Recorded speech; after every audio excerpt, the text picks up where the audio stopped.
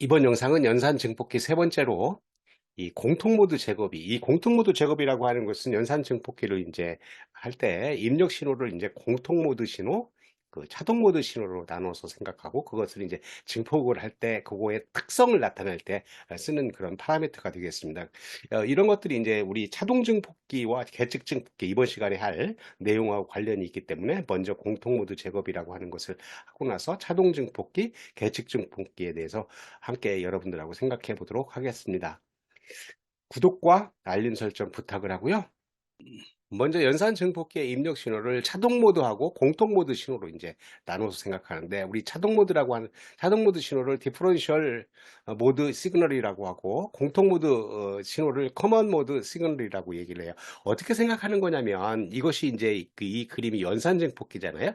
이 연산 증폭기에는 플러스 단자와 마이너스 단자가 있어서 반전 단자, 비반전 단자가 있는데, 연산 증폭기가 하는 기본적인 내용은 뭐였냐면, 플러스 단자에서 마이너스 단자를 뺀 신호를 증폭을 해서 A배만큼 증폭을 해서 출력에 나타나는 신호였어요. 지금 그 내용을 비반전 단자에다가 V2라고 하는 신호를 걸고 반전 단자에다가 V1이라고 하는 신호를 걸어서 V2-V1 한 신호를 얼마만큼 이득 A배만큼 해서 출력으로 나타내는 그런 거잖아요. 그때 지금 하려고 하는 것은 뭐냐면 V1이라고 하는 신호와 V2라고 하는 입력 신호를 뭐와 차동 모드 신호와 공통 모드 신호로 나눠서 생각하자. 그래서 지금 여기서 여러분들하고 함께 할 내용은 차동 모드 신호가 무엇이고 공통 모드 신호가 무엇인가 하는 것을 한번 보도록 하겠습니다. 그래서 이런 그림을 생각했어요. 앞에서 생각했던 이제 비반전 입력을 V2라고 하고 반전 입력을 V1이라고 했는데, 이것을 이제 나눠서 생각해 보면 이와 같이 생각할 수가 있어요. 오른쪽과 같이 여기에서 VICM이라고 하는 것은 공통 모드 신호이고요. VID라고 하는 것은 차동 모드 신호인데, 각각이 여기 VID라고 하는 것 차동 모드 입력 신호이고, VICM이라고 하는 것은 공통 모드 입력 신호인데, 차동 모드 입력 신호라고 하는 것은 VI2-VI1 한 것이 차동 모드 입력 신호이고요. 그리고 이제 공통 모드 입력 신호라고 하는 것은 VI1과 VI2를 합친 것을 2분의 1로 나눈 값을 공통 모드 입력 신호라고 해요.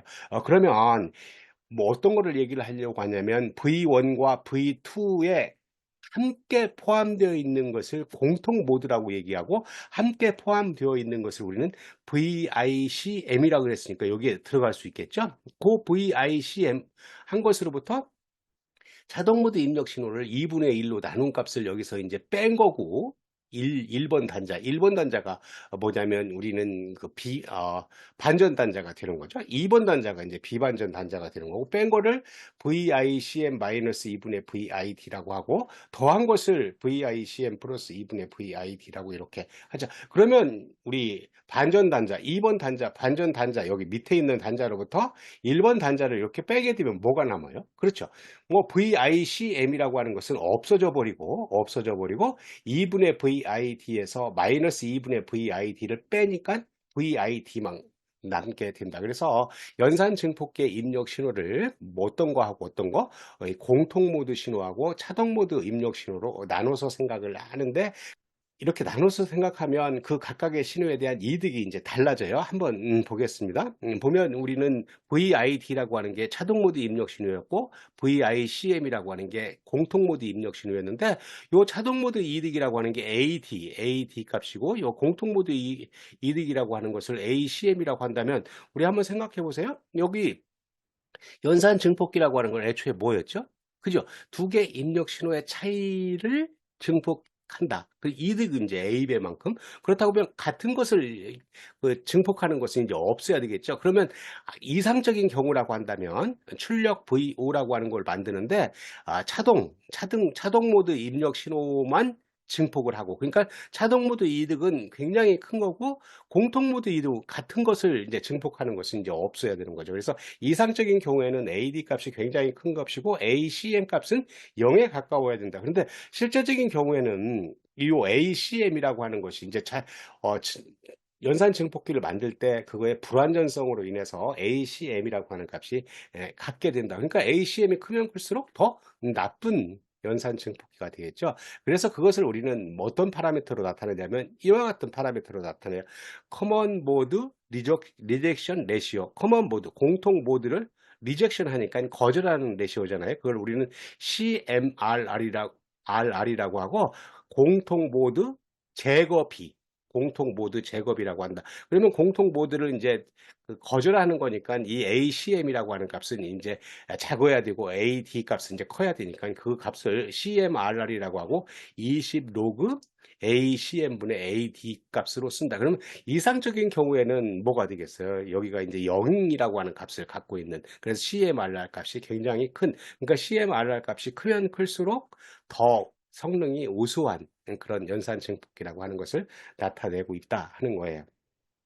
우리가 지금 이번 영상에서 공부하는 차동 증폭기라고 하는 것이 필요한 이유에 대해서 얘기를 해보도록 하겠습니다. 공통 증폭기는 우리는 디퍼런셜 앰플리파이라고 얘기를 하고, 여기 한자로 보면 차동 증폭기니까 차등이 아니고요. 동작하기를 차이나는 것으로 이제 동작시키는 그런 증폭기다 하는 것을 알 수가 있고요. 그 차동 증폭기가 필요한 이유는 첫 번째, 이제 잡음을 노이즈를 억제할 수 있다. 어떻게 해서 노이즈를 억제하는 거냐면, 차동 증폭기는 입력 신호 간의 차이를 증폭하기 때문에 두 입력에 공통적으로 포함된, 이제 잡음은 공통적으로 포함되어 있기 때문에 그 공통적인 포함은 이제 제거할 수 있다. 그런 제거하는 것을 우리는 공통 모드 제거라고 얘기를 해서, 우리는 이런 차동 증폭기가 어디 센서 신호 처리나 통신 시스템 등에서 매우 다양하게 많이 쓰이는 그런 증폭기가 된다 하는 거예요. 그리고 이제 두 번째는 신호 왜곡을 최소화한다. 자동 증폭기는 입력 신호 간의 차이만을 증폭하기 때문에 신호 왜곡을 최소화하고 정확한 신호 증폭을 가능하게 한다 하는 거고, 그리고 이제 높은 입력 임피던스, 우리 자동 증폭기에서 이제 보게 되면 높은 입력 임피던스를 가질 수가 있어요. 뭐 그거 낮은 입력 임피던스 때문에 문제가 되는 것도 있지만, 궁극적으로는 높은 입력 임피던스를 가지는 자동 증폭기를 이제 설계를 하는데, 그 높은 입력 임피던스는 자동 증폭기는 일반적으로 높은 입력 임피던스를 가지므로 어떤 신호원으로부터 전류 소모를 최소화해서 신호 왜곡을 줄일 수 있다. 이거는 이제 어떤 여기 자동 증폭기에다가 그 신호를 잘 전달할 수 있다. 신호라고 하는 게 어디서 얻은 거냐면, 아까 센서라고 한다면 센서 신호를 얻은 거예요. 근데 그 센서 신호라고 하는 것이 굉장히 작은 신호예요. 어떤 거에서 얻은 신호이기 때문에. 그래서 작은 신호를 이제 처음에 이제 신호를 적당히 증폭을 해서 본격적인 증폭 과정을 거치는데, 그때 어떤 높은 입력 임피던스 때문에 신호 왜곡을 줄일 수 있는 그런 값이 된다 하는 거고요. 그리고 이제 전원 전압 변동에 대한 민감도 감소. 전원 전압이 이제 변동하면 그거에 이득이라든가 이런 것들이 변동될 수가 있는데, 자동 증폭기는 전원 전압의 변동에 덜 민감하고 안정적인 증폭을 제공한다. 그래서 정밀한 아날로그 신호 처리에 유리한 그런 특성을 갖고 있다 하는 겁니다. 그래서 이제 노이즈 억제, 신호 왜곡 최소화, 높은 입력 임피던스, 그리고 전원 전압 변동에 대한 민감도 감소, 이러한 이유로 해서 자동 증폭기는 센서의 데이터 처리, 오디오 시스템, 통신 장비, 데이터 변환기 등의 다양한 전자 시스템에서 필수적으로 사용되는, 굉장히 다양하게 쓰이는 그런 증폭기가 되겠다 하는 겁니다. 그래서 이번 영상에서 여러분들하고 함께 보는 것들이 이런 특성을 가진 차동 증폭기가 되겠는데, 그런 것들을 하다가 보면 차동 증폭기에 약간의 문제점이 있어요. 그래서 그 차동 증폭기의 문제점을 개선한 계측 증폭기라고 하는 것을 제시를 하고, 거기 계측 증폭기의 형태의 회로가 많은 부분에서 우리는 센서 신호 처리라든가 통신 장비라든가 오디오 시스템 등이 이제 사용되는 회로의 기본이 되는 것들이 되겠죠. 이번 영상에서 우리가 공부할 것들이 뭐냐면 차동 증폭기라고 얘기를 했어요. 차동 증폭기가 이제 디퍼런셜 앰플리파이어, 디퍼런스 앰플리파이어, 그래서 어떤 입력 신호의 두 개의 차이를 이제 증폭해서 내보내는 건데, 여기서 보면 우리는 앞에서 오피앰프 연산 증폭기를 공부할 때 이런 의문을 가질 수 있어요. 자, the op-amp is itself a difference amplifier. 뭐 오피앰프 자체가 차동 증폭기인데 왜 그거 자체를 바로 사용하지 않느냐, 그런 의문이에요.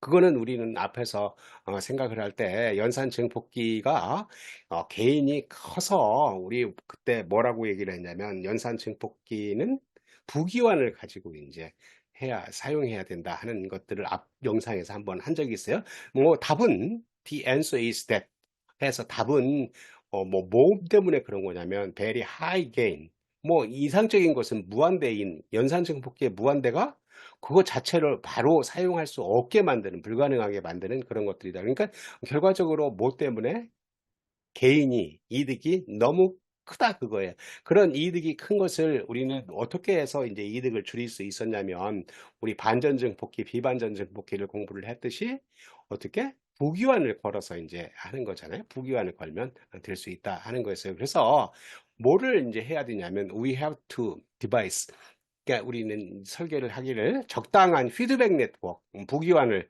걸어 가지고 어떤 회로를 만들었냐면, 그것의 클로즈드 룹 게인, 이득이 페로프 이득이 뭐 유한하고 파이나이트, 유한하고 프리딕터블, 우리는 예측 가능하고 그리고 스테이블한 것을 만들어야 된다. 그래서 뭐 연산 증폭기 자체 이셀프, 연산 증폭기 자체가 자동 증폭기이긴 하지만 그것을 막바로 사용하지 못하고, 뭐 때문에 그 하이 게인 때문에 이득이 높아서 사용하지 못하고, 그것들의 이득이 어떻게 되었냐면 유한하고 프리딕터블하고 스테이블한 그런 것들이 되게끔 뭐를 회로를 꾸며야 된다. 그러한 회로가 이번 영상에서 볼 그 차동 증폭기하고 계측 증폭기 회로가 되겠죠. 그 첫 번째 회로로 이제 자동 증폭기라고 하는 거를 보면 뭐라고 써 있냐면 A single op-amp difference amplifier. 디퍼런스 앰플리파이어가 이제 자동 증폭기고, 근데 op-amp 하나를 갖고 있는, op-amp 하나로 만들어진 자동 증폭기를 한번 생각해 보자 하는 거예요. 그 하나로 만들어진 그 증폭기는 이렇게 생겼어요.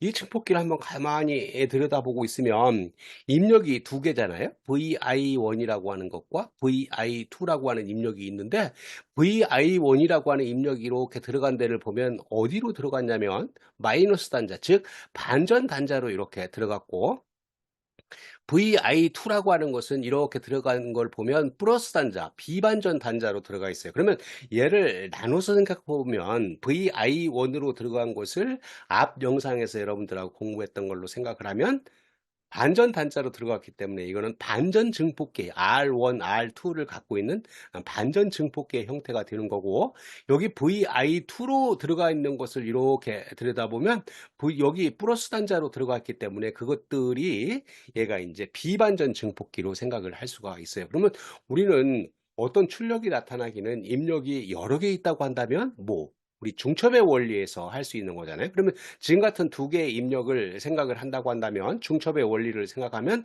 VI1만 있고 VI2는 없다고 한번 생각을 하고, 그렇게 되면 반전증폭기 형태가 될 거고, 그리고 두 번째는 이제 VI1이 없고 VI2만 있다고 한다면 비반전 증폭기로 생각을 할 수 있겠죠. 그렇게 생각을 하면 VO 값, 출력 전압 값을 얻을 수가 있을 거예요. 그래서 이거 한번 그런 방법으로 풀어보도록 하겠습니다.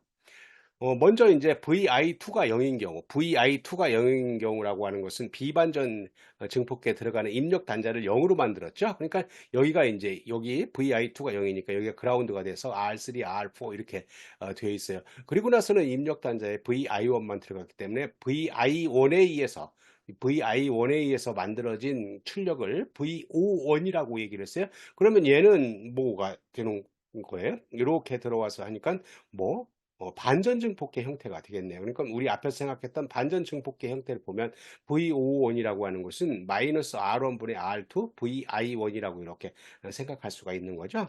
그리고 나서 두 번째 그 이제 슈퍼포지션의 두 번째 보게 되면 여기 같은 경우는 VI1을 0으로 만들었어요. VI1을 0으로 만들고 VI2 값을 이렇게 하게 되면 얘는 V2라고 하는 전압이 여기 VI2가 있는데, 여기 R3하고 R4의 전압 분배에 생기는 V2라고 하는 전압이 여기에 그 가상 단락으로 이제 연결되는 거잖아요. 그렇다면 V2가 뭘로? 비반전 증폭기의 증폭 형태로 나타날 것이다. 그래서 여기 VO2라고 하는 그 VI2에 의해서 생기는 그 출력 전압을 생각해 보면 이렇게 생각할 수 있어요.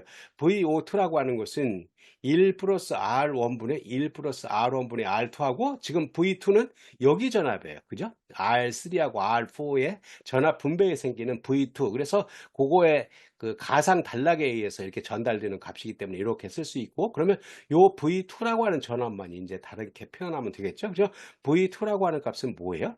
VI2가 들어와서 R3하고 R4의 전압 분배로 생기니까 R3 플러스 R4분의 R4 값이라고 쓸 수 있겠죠. 그래서 R3 플러스 R4분의 R4 VI2라고 이렇게 쓰면 되겠다. 그래서 이걸 정리를 하면 1 플러스 R1분의 R2이고 요 부분을 분자 분모를 R3로 나눴어요.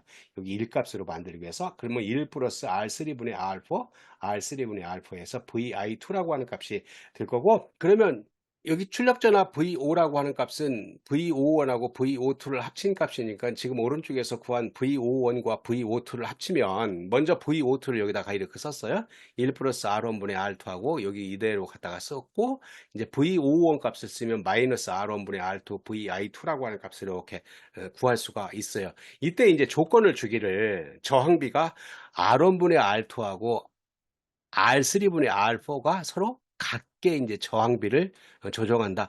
그러면 이런 것들을 같게 조정할 때 가장 간편한 방법은 비율로 이렇게 하는 것보다는 R1하고 R3하고 같다. R2하고 R4하고 같다 하면 이제 되겠죠. 그렇게 하게 되면 어떻게 되겠어요?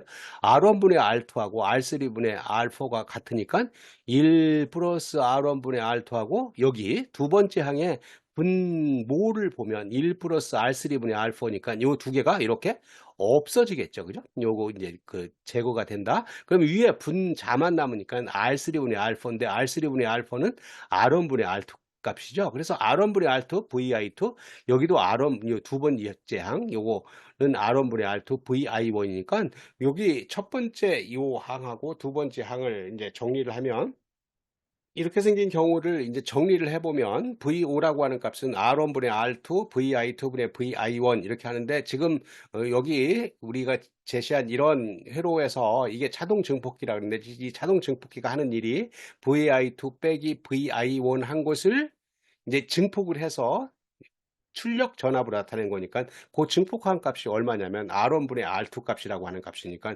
이게 뭐가 되겠어요? 이득이 되는 거죠. 그래서 AD라고 하는 자동 모드 증폭기의 이득 값이 요만큼 된다. 그 이득 값은 그럼 뭐냐면 AD 값은 R1분의 R2라고 하는 값을 가진다 하는 것을 알 수가 있습니다.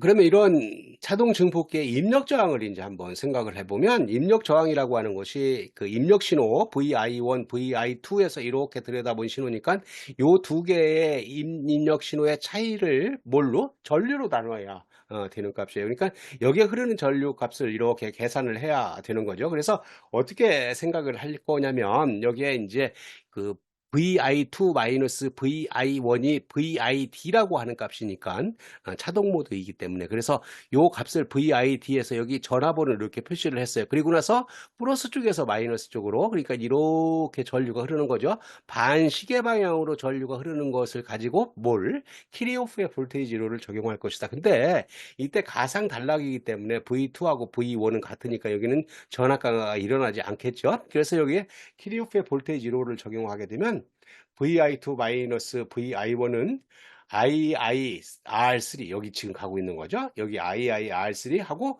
가상 단락에 의해서 전압 강화가 0이기 때문에 이 0이라고 하는 값이고 여기 R1의 전압 강화가 IIR1이라고 하는 값을 이렇게 쓸 수가 있다. 그때 VI2 마이너스 VI1이 VID라고 하는 값인데 여기서 이걸 정리를 하면 II 더하기 R3 플러스 R1이겠죠. 근데 입력 저항이라고 하는 게 뭐예요? 그죠?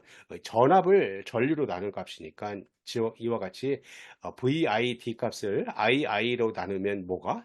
요거 이제 자동 증폭기의 입력 저항 값이 돼요. 근데 그거는 우리는 R3 플러스 R1이 될 텐데 아까 얘기하기를 R1분의 R2하고 R3분의 R4가 비율이 같아야 된다 그랬는데 지금 간단하게 생각한다고 한다면 R3를 R1이라고 생각할 수 있으니까 여기에 입력 저항이 2배의 R1이라고 하는 값을 가질 수가 있다. 그겁니다. 이와 같이 우리는 자동 증폭기에 대해서 그 이득을 구하고 그리고 입력 저항을 구했는데 그 이득과 입력 저항으로부터 이 자동 증폭기의 특성을 이제 한번 생각해 볼 수가 있어요. 이와 같은 자동 증폭기였잖아요. 오른쪽에 있는 회로처럼. 근데 그 자동 증폭기라고 하는 게 페루프 자동 이득과 자동 입력 저항 사이에 상충 관계가 존재한다. 상충 관계라고 하는 게 이제 서로 충돌한다 그런 얘기잖아요. 근데 페루프 자동 이득을 구했을 때 우리는 V5라고 하는 값이 V5라고 하는 값이 이런 모양으로 생겨서 여기 이득 AD라고 하는 이득이 뭐였냐면 R1 분의 R2라고 하는 값이었어요. 그러니까 이득이 크려고 하면 R1 값이 작아야 된다. 그런 얘기였죠. 근데 자동 입력 저항은 어디냐면 입력 저항 값은 2배 R1 값이에요. 근데 우리는 어떤 증폭기에서 입력 저항이 크면 클수록 좋다고 얘기를 했는데 지금 보니까 뭐 이득을 할 때는 R1 값이 작아야 되는 거고 입력 저항을 할 때는 R1 값이 커야 되는 그런 그러니까 그게 서로 충돌하는 관계가 존재를 하게 된다 하는 거죠. 그런데 어떤 측정 회로에서는 매우 큰 입력 저항을 가져야 부하 효과를 이제 최소화할 수가 있어요. 부하 효과라고 하는 게 부하에 따라서 거기에 들어가는 신호들이 이게 막 달라지는 그런 것들인데 그것들을 최소화해야 하는 거죠. 그런 부하 효과를 최소화해야 된다. 그래서 지금 우리는 뭐 이 자동 증폭기는 무슨 문제가 있냐면 이런 문제, 자동 이득하고 입력 저항성의 상충 관계가 있어서 다음에 다루는 이제 바로 다루는 계측 증폭기가 이러한 문제점을 해결할 수 있어서 이 자동 증폭기를 포함해서 다른 회로를 더 붙이면 이제 계측 증폭기라고 하는 게 만들어지는데 그거를 이제 함께 보도록 하겠습니다.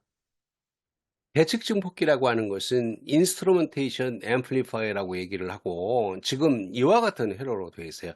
아까 자동 증폭기일 때는 연산 증폭기 하나만 갖고 얘기를 했었는데 지금은 연산 증폭기가 이제 세 개로 되어 있고 이 증폭하는 단을 보면 두 개의 단으로 되어 있어요. 첫 번째 단 first stage 이게 second stage에서 두 단으로 되어 있고 두 번째 단을 이렇게 들여다보고 있으면 두 번째 단은 얘가 자동 증폭기의 모양을 하고 있어요. 자동 증폭기에서 플러스 단자가 있고 마이너스 단자에서 입력들이 이제 VI2, VI1이 들어왔으니까 앞에서 생각했던 그런 증폭기가 되는 거죠. 그러니까 지금 같은 경우 플러스 단자에 VO2가 들어왔고 마이너스 단자에 VO1이 들어왔으니까 앞에서 이득을 구한 걸 생각하면 VO라고 하는 것은 R3분의 R4, 아까는 R1, R2였는데 R3분의 R4, VO2 마이너스 V1이라고 생각할 수가 있어요. 그러니까 두 번째 단은 자동 증폭기이고 이 자동 증폭기가 무슨 문제가 있다고요? 그래서 상충 관계가 있다 그랬죠. 그 상충 관계를 해결하기 위해서 앞단에다가 이렇게 두 개의 연산 증폭기를 갖다 놓고 그 두 개의 연산 증폭기에 뭐 A1과 A2에 다 비반전 단자에다가 입력 신호 VI1과 VI2 두 번째 여기도 비반전 단자에다가 VI2를 걸고 거기다가 이제 이런 저항값들을 했어요. R2, R2, R1이라고 하는 저항값을 갖다가 걸어서 생각을 했어요. 한번 회로를 해석을 해보도록 하겠습니다. 어떻게 해석하는 거냐면, 자, 연산 증폭기 A1이라고 하는 걸 들여다보고 있으면 VI1이라고 하는 게 비반전 단자에 들어갔는데 가상 단락으로 인해서 여기 반전 단자에 두고 얼마가 신호가 걸려요? VI1이 신호가 걸리는 거죠. 그리고 이제 A2라고 하는 연산 증폭기를 보게 되면 비반전 단자에 VI2가 들어갔으니까 가상 단락에 의해서 A2라고 하는 거에 반전 단자에도 VI2라고 하는 신호가 이제 걸려요. 전압이 걸리겠죠? 그러면 여기에 R1이라고 하는 저항이 있다고 한다면 이 R1에 흐르는 전류값은 여기 R1의 위에 있는 노드는 VI1이고 R1의 밑에 있는 노드는 VI2니까 VI2 마이너스 VI1 한 값을 앙으로 나눈 값이 여기 전류가 흐를 것이다. 그런 얘기예요. 그런데 이 전류 값은 여기에 이 연산 증폭기의 입력적으로는 흐를 수가 없기 때문에 다 요 회로에서 이렇게 흐를 것이다. 그런 얘기죠. 그래서 여기다가 요 부분에서 뭐 키리오프의 볼테이지 롤을 한번 적용해 보겠어요. 그래서 적용하게 쓰게 되면 자, 시작을 하기를 반시계 방향으로 돌게 되면 V51부터 시작을 하게 해보죠. V51 여기 있죠. V51, V51 마이너스 여기가 이제 흐르는 전류값이 I1이니까 I1, R2 그리고 이제 여기에 R1 값에 I1, R1 마이너스 I1, R2 값해서 그게 얼마가 되는 거냐면 VO2 값이 돼요. 그래서 이런 수식들이 이 수식이 여기 키리오프의 볼테이지로 반시계 방향으로 이렇게 하게 되면 이 수식을 얻을 수 있고 이 수식을 이제 VO2 마이너스 VO1으로 정리를 하겠어요. 왜 이렇게 정리를 하냐면 뒷단에 있는 자동 증폭기를 생각을 할 때 VO2 마이너스 VO1이라고 하는 항이 있기 때문에 이 값을 얻기 위해서 이렇게 정리를 했어요. 그래서 VO2 마이너스 VO1 정리를 하고 나면 마이너스 I1 R1 플러스 R2라고 이렇게 일식을 세울 수가 있어요. 그리고 나서 이제 이 I1이 얼마냐 하는 것을 얻으려고 하는데 그 아까 설명한 것처럼 I1이라고 하는 값은 요 R1의 그 위에 노드 R1의 위에 노드의 VI1에서 VI2 값을 뺀 것을 R1으로 나눈 값이니까 이렇게 쓸 수가 있겠죠. 이렇게 쓰고 나서 이제 여기 마이너스 값이 붙어 있으니까 마이너스 값으로 표시를 하기 위해서 VI2를 앞으로 뺐어요. 그래서 여기 보게 되면 I1이라고 하는 것은 R1분의 마이너스 VI2 마이너스 VI1이다. 그러면 이렇게 이식을 여기 I1이라고 하는 이식을 일식에 이렇게 갖다가 대입을 하면 자, 이식을 일식에 대입하면 이게 이제 VO2 여기 VO2 마이너스 VO1은 여기 VI2 마이너스 VI1하고 1 플러스 R1분의 R2라고 이렇게 쓸 수가 있어요. 이렇게.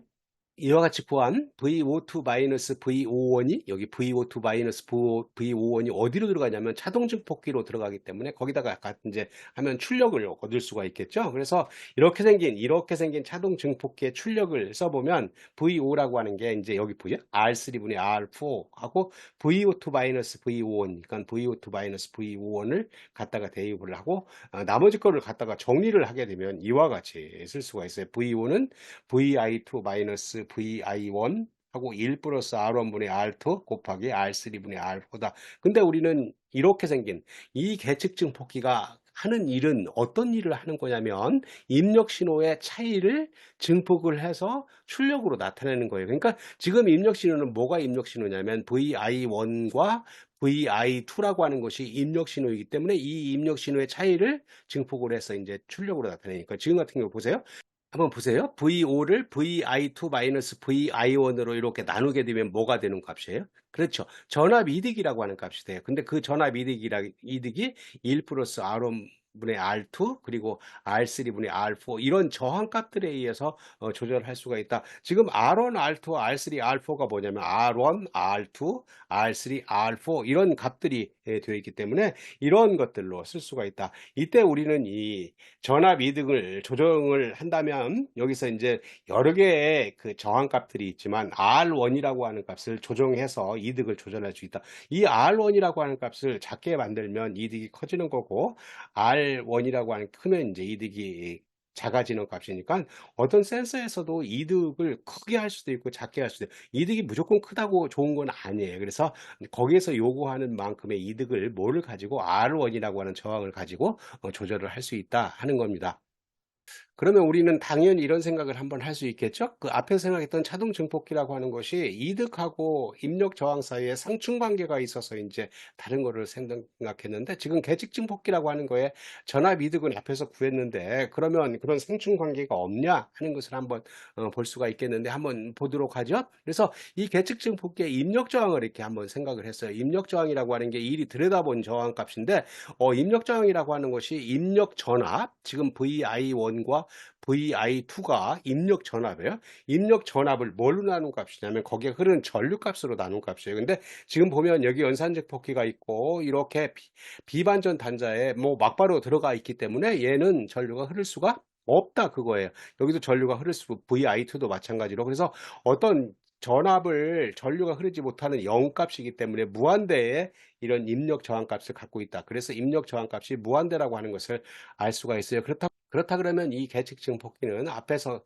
그 차동 증폭기에 생각했던 상충 관계가 이제 없어서 문제가 해결이 됐다. 그렇다면 어떻게 이 계측 증폭기의 그 이득을 이제 조절할 것인가 보면 이런 관계예요. 계측 증폭기의 전압 이득은 뭐 AV라고 하는 전압 이득이 이와 같이 해서 1 플러스 R1분의 R2 그리고 R3분의 R4였으니까 지금 아까 얘기할 때 이 R1이라고 하는 값만 조정하면 된다 그랬으니까 이 R1이라고 하는 값을 자 여기 R1이라고 하는 값 그리고 이 R1이라고 하는 값을 이 회로로 꾸며져 있는 IC의 밖으로 이제 빼는 거예요. 핀을 가지고 밖으로 빼서 여기 R1 플러스 R1인데 얘는 고정 저항하고 여기에 가변 저항으로 해서 이 가변 저항을 가지고 조절을 하게 되면 R1 값에 의해서 어떻게 미세하게 뭘 조정할 수 있냐면 이득을 이제 우리가 원하는 만큼의 이득을 얻을 수가 있다.